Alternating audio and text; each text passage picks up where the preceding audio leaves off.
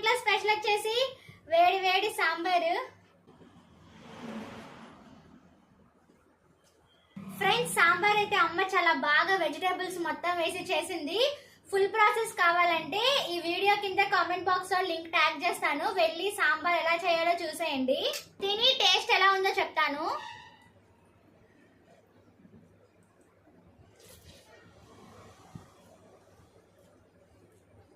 బా, సూపర్ ఉంది. పెళ్లి భోజనాల్లో పెట్టిన సాంబార్ లాగా ఉంది. చాలా చాలా చాలా చాలా చాలా బాగుంది.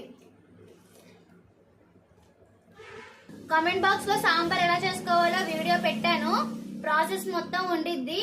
ఖచ్చితంగా ఇలా చేసుకొని తినండి, చాలా బాగుంది.